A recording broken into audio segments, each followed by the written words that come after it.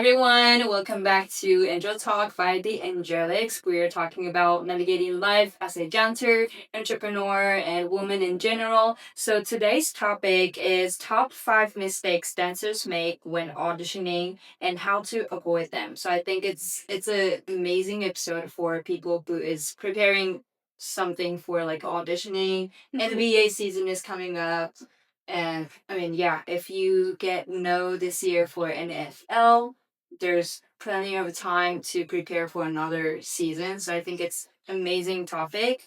So the first one is how to apply for audition and things that you have to avoid, you should avoid when you're applying for um audition. I feel like most of the audition process, the first application process is like you either fill out the application form and then upload your headshot, your resume, and all this stuff. I feel like the first thing that I always tell to the people who is preparing for auditioning is to really read, like carefully read all the things that is on the website, like in the like information page for the audition, because some people just go through like really quick, like nah, it's easy, it's gonna be everything to get everything will be the same as another team, but it's really different than like individual teams have different requirement things that they have to go through. So I think that can be the first one. Yeah. Do you guys have any other things? Um, I agree with that one. Because I'll be doing that sometimes. Like I was just Yeah, it's not just reading so on scroll. Really paying attention to like exactly what they're asking for on the audition, like each requirement and following it like to the T. Yeah, to the T. Yeah, because the little things like that could just get you cut automatically. So that's like another tip. I think we covered this in another episode, but just making sure your headshot's updated, of course, because you don't want to have a different look than what you're at right now. Right. You know? Yeah. Anything else for auditions? I think I have a lot to say for like in-person auditions. Yeah. And what to do and what not to do. Yeah. I think like a key that every choreographer is looking for or director is like no slacking, no like marking the dance. Because I can tell like a lot of choreographers they hate to see people marking because in their minds it seems like you have it all together.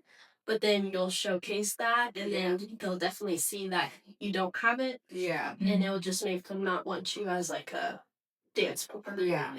Yeah. To just an audition, like you really don't have time to like mark it. You gotta go full out all the time. I feel But like I just heard like so many choreographers from podcasts and stuff that people mark during auditions, or like they get water whenever they're not supposed to. You know, that's crazy. Yeah. That's crazy to me. I know. Honestly. I feel It's like kind we of like learned that rule, like not a rule, but like manner in a way. Right. Through the DCRB a lot too. sure. Don't like lay on the wall. Don't sit down. Yeah, don't sit down.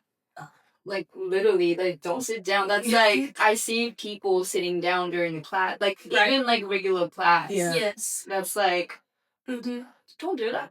Like And that's, that's another one I heard. I just scrolled through this on Instagram and popped up on my For You page, but it was just a judge saying that a group of dancers, they did the choreography perfect, but what they were looking for is like improv at the beginning. They said not to put too much tricks into it, but we want to hear like your musicality. Like you can slowly build into the dance and not give us all in one like improv piece before the section. Does that make sense? yeah. Because that kind of showcases how you are as a person, and then also kind of gives you a little spunk, and they can kind of see like if you would make people gravitate towards you on tour or something. Yeah.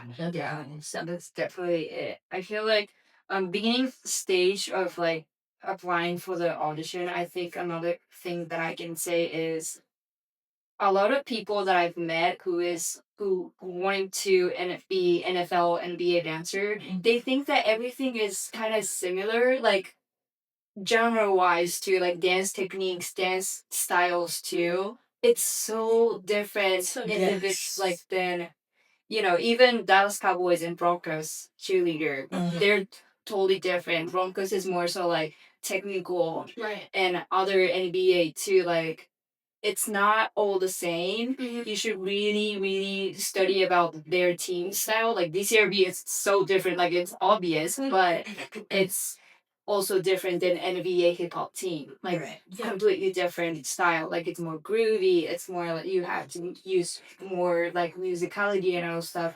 I feel like people don't really do research enough about the teams, Right. and they just go into audition, like not even taking prep class, just go to the auditions. Which is kind of funny because they have a whole profile and Instagram to Exactly, showcase kind of their style in general. And they should have a page, like if you Google it or something, they will tell their specific styles that they're into. But Yeah. that's definitely one because you don't want to walk into an audition not knowing what you're doing. Yeah. Or you're like, oh wait, you were supposed to know jazz technique and not Exactly. know. Exactly. But like So- you can tell what type of technique you should have from like YouTube videos or like Instagram videos. Like there's so many resources out there, but I feel like a lot of people don't do the style wise and the story behind the team. What color is it, or like what history they have? Those like lack of research. I think Yeah. that's like the biggest thing that most of